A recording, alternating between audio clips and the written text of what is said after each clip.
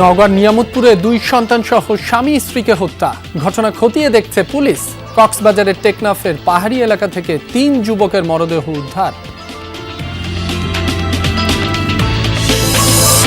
দেশের বিভিন্ন জেলায় পাম্পের রেশনিং পদ্ধতি থাকলেও বেড়েছে তেল দেওয়ার পরিমাণ। ডিজেল সংকট ও দাম বৃদ্ধিতে দুশ্চিন্তায় চাষিরা।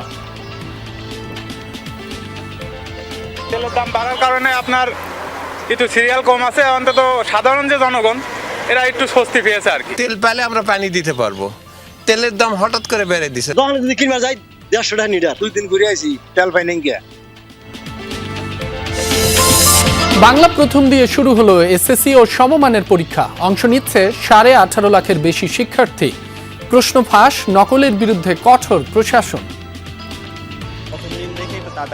আল্লাহর মধ্যে আমাদের যে প্রিপারেশন আছে আমরা কি ভালো রেজাল্ট করতে পারবো। শিক্ষামন্ত্রী যে ভয় দেখাইছে সে ভয়টার থেকে কিছু একটু টেনশন আছে।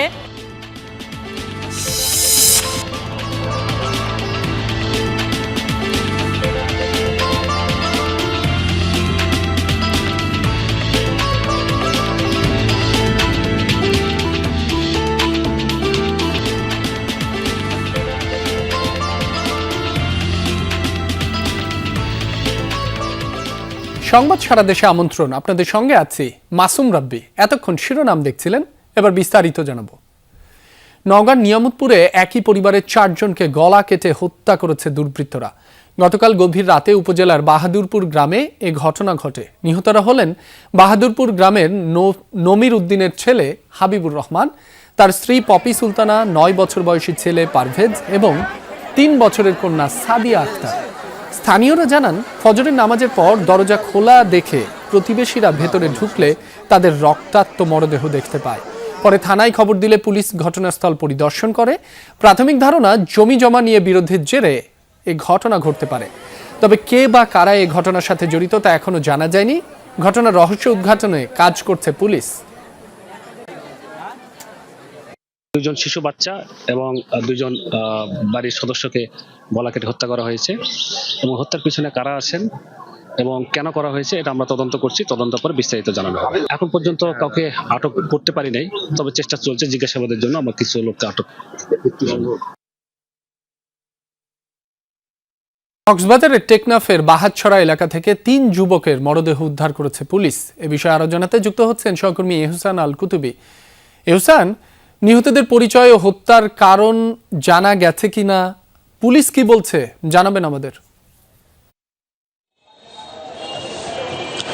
রাব্বি, আপনি নিশ্চয় জানেন যে টেকনাফের পাহাড়ি এলাকাটা হচ্ছে সবচেয়ে দুর্গম এবং এই পাহাড়ি এলাকাটা অপরাধ প্রবণ। এখানে অপহরণ, তারপরে মানব পাচার সহ নানা অপরাধ সংগঠিত হয়ে এখান থেকেই বিদেশে পাচার করা হয়। সেই অপরাধ প্রবণ এলাকার মধ্যে সবচেয়ে বেশি হচ্ছে টেকনাফের বাহারছড়া এলাকা। সেই বাহারছড়া এলাকাতেই আজকের যে 3 জনের মরদেহ উদ্ধার করা হয়েছে, তাদেরকে বাহারছড়া শিলখালি নামে একটা এলাকা রয়েছে, সেই এলাকা থেকেই মূলত তাদের মরদেহ উদ্ধার করা হয়। তবে স্থানীয় সূত্রে আমরা যেটা জানতে পেরেছি, যে 3 জনের মরদেহ উদ্ধার করা হয়েছে সেই 3 জনের মধ্যে 2 জন হচ্ছে অপহরণ, তারপরে নানা অপরাধের সাথে সম্পৃক্ত ছিল এবং এলাকার মানুষেরও ক্ষোভ ছিল তাদের উপর। আপনি নিশ্চয় জানেন, সম্প্রতি আন্দামান সাগরে 2.5 শতাধিক যাত্রী সহ নৌকাডুবির ঘটনা ঘটেছে, যারা মালয়েশিয়ায় মূলত পাচার হচ্ছিল, যেখানে বাংলাদেশি এবং রোহিঙ্গা রয়েছে।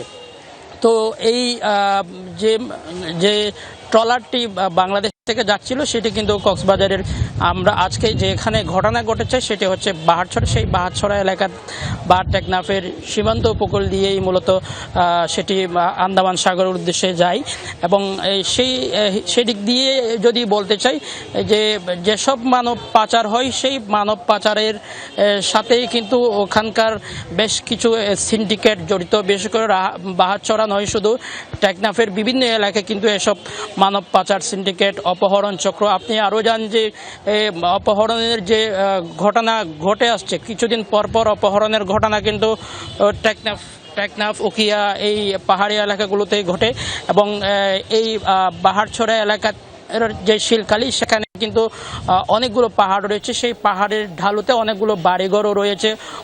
অপরাধীরা সেখানেও কিন্তু আস্তানা গেড়ে এসব অপরাধ কর্মকাণ্ড ঘটনা ঘটায় এবং আজকের যে হত্যাকাণ্ড সেটি অপহরণের বা অন্য কোনো ঘটনা থাকতে পারে বলে আমাদেরকে জানিয়েছে স্থানীয়রা।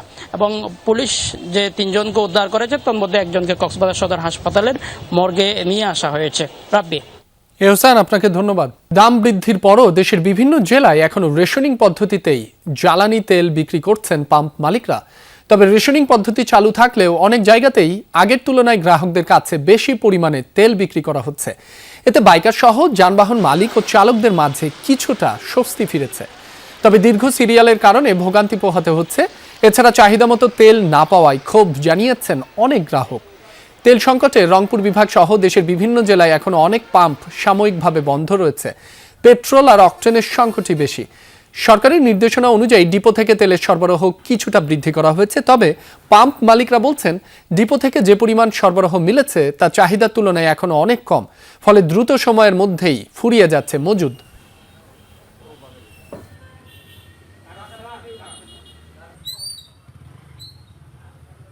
দীর্ঘ লাইনে দাঁড়ানো লাগতেছে, যেটা আমার কর্মঘণ্টা যেটা সেটা আমাদের নষ্ট হয়ে যাচ্ছে। চাহিদার মধ্যেই তেল পাচ্ছি কিন্তু লেট হইতেছে, সব জামের কারণে। কেউ আগ দিয়ে ঢুকাই দিচ্ছে, কেউ এনকার গাড়ি, কেউ ওনকার গাড়ি। পেট্রোল অকটেনটা হয় কি প্রশাসন আসে, প্রশাসন না হলে অত চাপ বেশি হয়, এই জন্য প্রশাসনের মাধ্যমে দেওয়া হয়। আর ডিজেলটা আমরা প্রশাসনের মাধ্যমে অনুমোদন নিয়ে আমরা বিতরণ করি। খুলনায় জ্বালানি তেল সরবরাহ পরিস্থিতি জানাতে যুক্ত হচ্ছেন সহকর্মী প্রবীর বিশ্বাস। প্রবীর, সকাল থেকে পাম্পগুলোর চিত্র কেমন দেখছেন? ডিপো থেকে জ্বালানি তেল সরবরাহ বৃদ্ধির পর কতটা প্রভাব পড়েছে? গ্রাহকরা কি আগের চেয়ে বেশি তেল পাচ্ছেন? সকালবেলা থেকেই কিন্তু পেট্রোল পাম্পগুলো খুলনার পদ্মা মেঘনা যমুনা ডিপো থেকে তেল উত্তোলন করেছে এবং যে যেভাবে তেল পেয়েছে সকালবেলা কেউ সকাল 8টা, কেউ 9টা, কেউ 10টা তেল পাওয়ার পরেই তারা পাম্পে এসে তেলটা পাম্পের রেখে তারপর কিন্তু বিতরণ শুরু করেছে। সে কারণে এক এক পাম্পকে দেখেছি আমরা এক এক সময় তেল বিতরণ শুরু করেছে। কারণ গতকাল যে তেল পেয়েছিল সেটি গতকালই প্রত্যেক পাম্পই ড্রাই হয়ে গিয়েছিল, যা বিগত কিছুদিন ধরে হচ্ছে। তারপর তেল পাওয়া সাপেক্ষে তারা বিতরণ করছে। পাম্প মালিক যারা রয়েছে তারা বলেছে আজকে কিছুটা হলেও ডিপো থেকে তেল বেশি উত্তোলন করতে পেরেছে। যেমন যে পাম্পে আমরা রয়েছি এই পাম্পে গতকাল 3000 লিটার পেট্রোল পেলেও আজ 3000 লিটার পেয়েছে। তবে অকটেন গতকাল 3000 পেয়েছিল, আজ অকটেন 6000 লিটার পেয়েছে। তবে ডিজেল পায়নি, এটা নিয়ে একটু কথা রয়েছে। যারা দীর্ঘ লাইনে দাঁড়িয়ে আছে একটু কথা বলি। কত সময় দাঁড়িয়েছেন, কি ভোগান্তি হচ্ছে আজকে? প্রায় 1 ঘন্টা, প্রায় 1 ঘন্টার বেশি হবে দাঁড়িয়ে আছি। এই নিতে আছি, কষ্ট করে চালাইতে হচ্ছে আর কি। কাগজ ছাড়াও গাড়িতে তেল দেয় না, এখন তো দেয়। প্রায় 1 ঘন্টা রোদের মধ্যে দাঁড়িয়ে তারপর লাইনের সামনে আসতে সক্ষম হয়েছে একজন বাইকার। আমরা তাকে বলেছিলাম, আপনি বলেন তো এই যে লাইনে দাঁড়ানোর ফলে কর্মঘণ্টা কাজকর্ম কিভাবে অসুবিধা হচ্ছে? আসলে একটু সমস্যা হচ্ছে, কিন্তু তারপরেও তো এখন যতটুকু না নিয়ে পারা যায় আর কি, যতটুকু যে আমার গাড়িতে তেল নাই বেশি, তারপরে মানে এখন চলার জন্য আর কি, চলার জন্য তেল নিচ্ছেন। অনেক ধন্যবাদ আপনাকে। তবে অনেকেই আমাদের কাছে বলেছে বর্ধিত দামে তারা তেল ক্রয় করছে, তাহলে কেন আবার লাইনে দাঁড়াতে হবে, দীর্ঘ লাইন কেন রোদে পুড়তে হবে, সেই বিষয়টি সরকার দেখবে। আর যারা পাম্প মালিক রয়েছে তারা বলেছে তেল সরবরাহ যদি আরও বাড়ানো হয় তাহলে যে চাহিদা রয়েছে সেটি কয়েকদিনের মধ্যে কিছুটা হলেও কমবে বলে তারা প্রত্যাশা করে। রাব্বি। এমনটাই প্রত্যাশা সকলের। প্রবীর, আপনাকে ধন্যবাদ। জ্বালানি তেলের সংকটের মাঝে দাম বৃদ্ধির প্রভাব এবার সরাসরি পড়ছে কৃষকের জীবনে। একদিকে শহর থেকে গ্রাম, পাম্পে পাম্পে ঘুরেও মিলছে না পর্যাপ্ত ডিজেল। এর মাঝে জ্বালানি তেলের দাম বৃদ্ধি চাষিদের উপর তৈরি করেছে বাড়তি চাপ। বিশ্লেষকরা বলছেন জ্বালানি তেলের দাম বাড়ায় ফসলের উল্লেখযোগ্য হারে বাড়বে উৎপাদন খরচ। মধ্যপ্রাচ্যের অস্থিরতায় দেশে জ্বালানি সংকট সড়ক পেরিয়ে ছড়িয়ে পড়েছে কৃষকের মাঠেও। তার উপর সাম্প্রতিক দাম বৃদ্ধি যেন মরার উপর খাড়ার ঘা। মাঠ পর্যায়ের চাষিদের কাছে গিয়ে দেখা যাক ভোগান্তির আসল চিত্র কেমন। জামালপুরের মেলান্দহের প্রান্তিক কৃষক শফিকুল ইসলাম এবছর 5 বিঘা জমিতে আবাদ করেছেন বোরো ধান, কিন্তু গত 2 মাস ধরেই ডিজেল সংকটে সেচ ব্যবস্থা নাজেহাল। তার উপর আবার বেড়েছে দাম। দুয়ে মিলে কঠিন সময়ের মুখোমুখি এই কৃষক। তো মনে করেন যে এখন খুব কঠিন অবস্থা। আমরা এখন 5 বিঘা মাটি আমি আবাদ করি, আমার তো এখন খুব গুরুচরণ বাজে আছে। আমি এখন নাই টাকা পয়সা, নাই ফসলের দাম। একই সংকটে জেলার সব কৃষকের কপালেই দুশ্চিন্তার ভাঁজ। বলছেন, জ্বালানির দর বৃদ্ধির প্রভাব সরাসরি পড়বে কৃষিতে। উৎপাদন খরচ উঠানোই দায় হয়ে পড়বে। জামালপুর যাই 2 দিন ঘুরে আইছি, তেল পাই নাই গিয়া। আবার আগামী দিন গেছিলাম, যা 2 লিটার তেল পাইছি, যাওয়া সাঙ্গর 150 টাকা খরচ, একটা কামলা কামাই। দোকানে যদি কিনবা যাই 150 টাকা লিটার, তাই গেরা এখন কজনে 200 টাকা চাই কত। এবার দেখে আসি নওগাঁর চিত্র। জমিতে মরিচের চারা রোপণ করছেন আসাদুজ্জামান। জ্বালানি তেলের অভাবে ব্যাহত সেচ কাজ। বিকল্প ছোট ছোট উপায়ে চলছে পানি এনে চারা রক্ষার চেষ্টা। তেল নাই, তেল পেলে আমরা পানি দিতে পারবো। তেলের দাম হঠাৎ করে বেড়ে দিছে, তাহলে আমরা এই গাছগুলো কিভাবে লাগাবো আর সেচই কিভাবে দিব?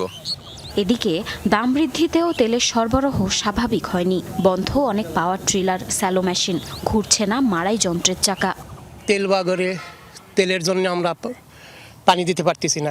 তেলের দাম তো বাড়াইছে না, ভালো ভালো কথা, কিন্তু তেলই তো নাই, বাড়াই কি করবে? তেল বাড়ালেও তো আমরা পাচ্ছি না। তো রংপুরের চিত্রও ভিন্ন নয়। এখানকার কৃষকরাও একই বিড়ম্বনায়। বলছেন, আবাদ ঘরে তুলতে এখনো কম বেশি আরো 10 দফায় সেচ দিতে হবে জমিতে। অতিরিক্ত টাকা কিভাবে আসবে তার হিসেব মিলছে না কিছুতেই। 10 বার পানি দিতে গেলেই আমাদের প্রতিবারেই 1.5 লিটার করে তেল লাগে। আমার বৃদ্ধি চলে যাইতেছে 14,000, আমাদের 4,000 টাকা ঘাটতি লস। সরকার বাড়াইছে 15 টাকা, এখন জনগণ বাড়াইছে আরো 10 টাকা, 25 টাকা। দুর্ভোগের গল্প বরেন্দ্র অঞ্চলেও একই। পেট্রোল পাম্পগুলোতে যানবাহনের পাশাপাশি কৃষকের ডিজেল ক্রয়ের দীর্ঘ লাইন। কৃষিকাজ ফেলে দিনের বেশিরভাগ সময় পার হচ্ছে অপেক্ষাতেই। অথচ চলতি বোরো মৌসুমে জয়পুরহাটে প্রায় 70,000 হেক্টর জমিতে বোরো ধান আবাদ হয়েছে। সবজি চাষ হয়েছে প্রায় 10,000 হেক্টর জমিতে। সকাল 10টায় আসছি, ঘুরছি, ওই পাম্পে গেলাম, ওখানেও পাচ্ছি না। একদিকে দাম বাড়ছে, এখন ভোগান্তি তো অনেক হচ্ছে আমার। তথ্য বলছে, কৃষি উৎপাদন যন্ত্রের প্রায় 60% ডিজেল চালিত। পেট্রোল অকটেন চলে সীমিত। অর্থনীতিতে এ পরিস্থিতির বিরূপ প্রভাব এড়ানো সম্ভব নয়। নবায়নযোগ্য জ্বালানির দিকে নজর দেওয়ার তাগিদ অর্থনীতিবিদদের। ডিজেলের দামের মধ্যে দুটা প্রতিক্রিয়া হবে, একটা উৎপাদন খরচ বেড়ে যাবে, কৃষক ক্ষতিগ্রস্ত হবে। এখন সরকার যদি তার নির্ধারিত দামে যে দামটা নির্ধারণ করে দিয়েছে সেই অনুসারে যদি ডিজেলেরটা সরবরাহ দিতে না পারে কৃষকরা, তাহলে দেখা গেল এক পর্যায়ে কৃষি উৎপাদন ব্যাহত হবে। কৃষি উৎপাদন যদি ব্যাহত হয় তাহলে খাদ্য নিরাপত্তা আমাদের সংকট দেখা দিবে। বিশ্লেষকরা বলছেন, জ্বালানি তেলের দাম বাড়ায় ফসলের উৎপাদন খরচ বাড়বে উল্লেখযোগ্য হারে। জারিন অর্নি, যমুনা নিউজ। সারা দেশে একযোগে শুরু হলো এসএসসি ও সমমানের পরীক্ষা। সকাল 10টায় শুরু হয়ে পরীক্ষা চলবে বেলা 1টা পর্যন্ত। প্রথম দিনে বাংলা প্রথম পত্র পরীক্ষা অনুষ্ঠিত হচ্ছে। পরীক্ষা শুরু 30 মিনিট আগেই কেন্দ্রে প্রবেশের নির্দেশনা থাকায় আরও আগে ভাগে কেন্দ্রে হাজির হয় পরীক্ষার্থীরা। সাথে ছিলেন অভিভাবকরা। এবছর 11টি শিক্ষা বোর্ডে এসএসসি ও সমমানের পরীক্ষায় অংশ নিচ্ছে 18,57,000 পরীক্ষার্থী। এবার লিখিত পরীক্ষা শেষ হবে 20 মে। এরপর 7 জুন শুরু হবে ব্যবহারিক পরীক্ষা, যা শেষ হবে 14 জুন। এ বিষয়ে আরো জানাতে বরিশাল থেকে যুক্ত হচ্ছেন সহকর্মী কাউসার হোসেন। কাউসার, প্রথম দিনের পরীক্ষা প্রায় শেষের পথে, আর 10 মিনিটের মতো রয়েছে। সার্বিক ব্যবস্থাপনা আর পরিবেশ কেমন দেখছেন বরিশালে, আমাদের জানাবেন। রাব্বি, সুষ্ঠু এবং শান্তিপূর্ণ পরিবেশেই প্রথম দিনের এসএসসি পরীক্ষা একেবারে শেষ সময়ের 10 মিনিট বাকি আছে এবং স্কুলের যে পরীক্ষা কেন্দ্রগুলো রয়েছে, কেন্দ্রের সামনে কিন্তু অভিভাবকরা অপেক্ষা করছেন তাদের সন্তানদের জন্য। যখন আমরা পরীক্ষা কেন্দ্রে যখন শিক্ষার্থীরা সকালে প্রবেশ করেছেন, তখনও কিন্তু আমরা দেখেছি একেবারেই কড়াকড়ি নিরাপত্তা। বোর্ড চেয়ারম্যান এখানে ছিলেন, তিনিও কিন্তু কক্ষে প্রবেশ করেননি। তিনি কেন্দ্রের বাইরে থেকেই গণমাধ্যমের সাথে কথা বলেছেন এবং তিনি জানিয়েছেন এই পরীক্ষা সুষ্ঠু শান্তিপূর্ণ করার জন্য গেল 2 মাস ধরেই পুরো বোর্ড কর্তৃপক্ষ কষ্ট করছেন এবং এবছর বরিশাল শিক্ষা বোর্ডের অধীনে 81,831 জন পরীক্ষার্থী অংশ নিয়েছেন এবং 216টি কেন্দ্রে এবং বরিশাল বিভাগের বরিশাল শিক্ষা বোর্ডের অধীনে 515টি শিক্ষা প্রতিষ্ঠানের শিক্ষার্থীরা এই পরীক্ষা অংশ নিয়েছেন এবং প্রবেশ করার সময় শিক্ষার্থীরা কিন্তু বলেছিলেন তারা খুব সুন্দরভাবে প্রস্তুতি নিয়েছেন এবং প্রশ্ন কমন পড়লে তারা কিন্তু তাদের পরীক্ষাটি শান্তিপূর্ণভাবে দিতে পারবেন। রাব্বি। কাউসার, আপনাকে ধন্যবাদ। চিকিৎসক হেনস্থার প্রতিবাদে রাজশাহী মেডিকেল কলেজ হাসপাতালে 24 ঘন্টার কর্মবিরতি পালন করছেন ইন্টার্ন চিকিৎসকরা। এতে ভোগান্তি পোহাতে হচ্ছে রোগী ও তাদের স্বজনদের। এ বিষয়ে আরো জানাতে সরাসরি যুক্ত হচ্ছেন সহকর্মী তারেক মাহমুদ। তারেক, রোগীদের তো ভোগান্তি পোহাতে হচ্ছে, ইন্টার্ন চিকিৎসকদের কর্মবিরতি থেকে ফেরাতে হাসপাতাল কর্তৃপক্ষ এ বিষয়ে কি বলছেন জানাবেন আমাদের। রাব্বি, হাসপাতাল কর্তৃপক্ষের সাথে ইন্টার্ন চিকিৎসক যারা রয়েছে এবং হাসপাতালের যারা সিনিয়র চিকিৎসক রয়েছে এবং সকলেই কিন্তু আলোচনায় বসেছেন এই বিষয়ে সমাধানের জন্য। এবং সকাল থেকে যেহেতু ইন্টার্ন চিকিৎসকরা কর্মবিরতিতে থাকায় রাজশাহী মেডিকেল কলেজ হাসপাতালের ওয়ার্ডগুলোতে অনেকটাই ভোগান্তির সৃষ্টি হয়েছে। সে কারণে হাসপাতাল কর্তৃপক্ষ ইন্টার্ন চিকিৎসকদের সাথে কথা বলে কিন্তু চেষ্টা করছেন এই সমস্যার সমাধানে। তবে ইন্টার্ন চিকিৎসকরা যেমনটি জানিয়েছেন যে তাদের উপরে হামলা এবং এই মব সৃষ্টি করে তাদেরকে লাঞ্ছনাও কিন্তু করা হয়েছে, হেনস্থা করা হয়েছে।